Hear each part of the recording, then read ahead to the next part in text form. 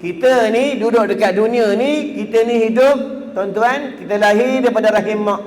Ingat tu, siapa ada mak, siapa tak ada mak, siapa ada ayah, siapa tak ada ayah, kena ingat. Bila kita ini dilahir daripada perut mak, keluar daripada rahim ibu, sampai terkoyak rahim ibu, sampai berdarah rahim ibu, sampai dijahit oleh doktor. Apabila kita derhaka dengan ibu kita, sampai kita menyinggung hatinya, sampai mengeluarkan air matanya, anak ini anak yang dayus, anak yang tak cium bau syurga Allah.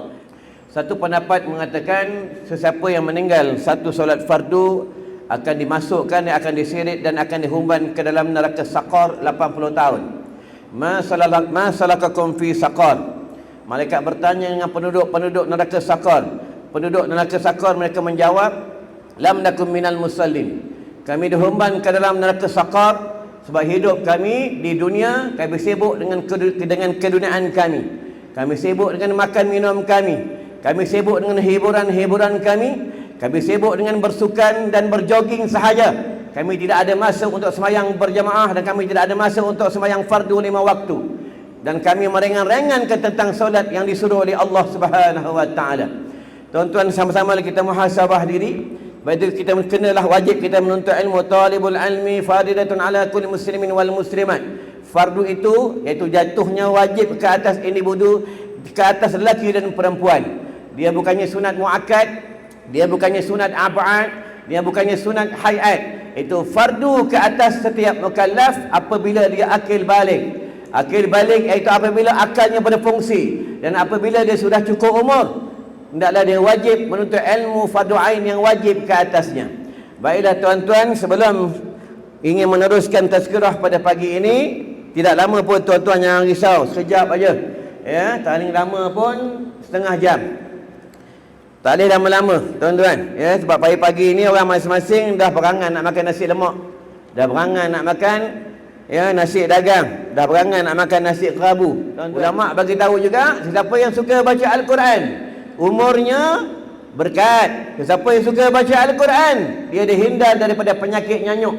Dan siapa suka baca Al-Quran, umurnya dipanjang oleh Allah Subhanahu wa taala. Kalau tuan-tuan ingin panjang umur, berkat umur, dihindar penyakit gila dan penyakit nyanyuk, perbanyaklah baca kita Al-Quran. Dan satu pendapat pula, hadis ni daripada Imam Bukhari, sesiapa yang rajin baca Al-Quran, suka baca Al-Quran, nanti di padang mahsyar dia ada peguam di padang mahsyar. Al-Quran akan menjadi peguam ke atasnya.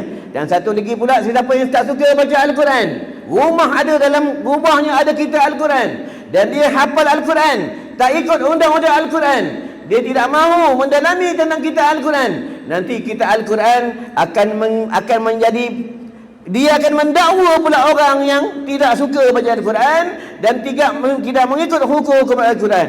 Ingat tu tuan-tuan. Ya, dan siapa pula setiap malam membaca surah Al-Mulk setiap malam 30 ayat sebelum dia tidur, nanti dalam kubur dia ada penjamin di dalam kubur. Al-Quran akan menjamin dia, Al-Quran akan menjadi peguam ke atasnya di dalam kubur. Baiklah tuan-tuan, tajuk kita pada hari ini, kamu mengejar dunia, mati memburu kamu. Kita ni duduk dekat dunia ni, kita ni hidup, tuan-tuan, kita lahir daripada rahim mak.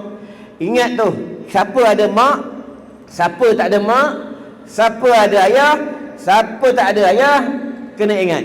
Bila kita ini dilahir daripada perut mak, keluar daripada rahim ibu, sampai terkoyak rahim ibu, sampai berdarah rahim ibu, sampai dijahit oleh doktor. Apabila kita derhaka dengan ibu kita, sampai kita menyinggung hatinya, sampai mengeluarkan air matanya, anak ini anak yang dayus, anak yang tak cium bau syurga Allah. Di antara dosa yang paling besar adalah syirik kepada Allah. Dosa yang kedua besar adalah manusia yang bergelar seorang anak yang menyinggung hati mak dan ayahnya. Berapa ramai anak-anak yang sudah derhaka menyinggung hati mak dan ayahnya, tuan-tuan. Sama-sama kita muhasabah diri, sama-samalah kita ingat-ingatkan dan kita renung-renungkan. Apabila kita ada mak, jangan sekali-kali kita menyakiti hatinya. Sebab itu ulama bagi tahu, dalam rumah kita ada wali Allah. Dalam rumah kita ada seorang manusia yang doanya tidak ada hijab. Doanya langsung tembus ke arasy. Siapa dia? Mak kita. Tuan-tuan, tuan-tuan nak naik pangkat pekerjaan, nak mudah urusan, nak selesai masalah, jumpa mak dalam rumah, jumpa wali Allah yang berada di dalam rumah kita, tuan-tuan minta maaf kepadanya, minta dia doakan kita. Sebab mak ni doa tidak ada hijab, tuan-tuan. Ini aku sendiri. Setiap hari, tuan-tuan, semasa mak aku ada, setiap hari Jumaat aku pasti jumpa dia. Setiap hari Jumaat aku makan dengan dia. Setiap hari Jumaat aku peluk dia. Tapi mak aku dah tak ada. Setiap hari Jumaat kan aku tak ada ceramah di luar kawasan, tak ada ceramah di jauh-jauh. Aku berada di dalam kuliah, di madrasah. Setiap hari Jumaat aku jumpa dia di tanah perkuburan. Aku bagi salam, Assalamualaikum ya ahlal kubur. Aku buat tahlil arwah untuk mak aku, untuk bapa aku. Sebab ada dalam hadis daripada Abu Hurairah, apabila datanglah orang yang hidup di tanah perkuburan, ahli kubur, mereka berkata sesama mereka. Apa kata mereka? Anak siapa yang datang tu? Suami siapa yang datang tu? Isteri siapa yang datang tu? Maka sesama mereka berkata, suami engkau lah, isteri engkau lah dengan anak-anak dia. Suami aku tak datang pun. Dia sibuk dengan cari duit dia. Dia sibuk dengan bini baru dia. Anak-anak aku pun tak datang. Dia sibuk je dengan hiburan-hiburan dia. Dia sibuk je dengan PUBG-nya. Dia sibuk je dengan TikTok-nya. Dia tak datang ziarah aku. Dia tak datang jumpa aku. Tuan-tuan buka lagi kitab bab jenazah. Apabila meninggalnya anak Adam, mereka sudah dikebumikan ke dalam liang lahat. Apabila nak baliknya ahli Korea dan keluarga mereka 7 langkah bergesek dah tapak kaki mereka di tanah perkuburan. Ahli kubur berkata kepada yang hidup, wahai anakku, kau dah nak tinggalkan mak? Wahai suamiku, kalau dia panggil baby ya, wahai baby nak tinggalkan ayang. Ayang sorang-sorang ni, gelap dalam ni, kawan tak ada, lampu tak ada. Ayang baby, ayang tinggal sorang-sorang. Ini bukan cerita dongeng, ada dalam hadis. Kita semua ni pasti akan tempuh. Kita semua ni akan tinggal dalam kubur. Kita semua ni akan terbujur kaku di dalam kubur. Kita akan bertemu malaikat Munkar Nakir. Dia akan tanya, ma kunta ta'bud? Siapa Tuhan yang kamu sembah? Dia akan tanya, siapa kawan kamu?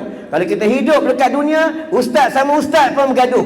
Apa nak jawab dengan malaikat Allah? Tengok akhir zaman, asatizah sama asatizah duk bergaduh pasal bab tentang furuk. Furuk ni tentang cabang bab segi hukum Allah Subhanahu wa taala.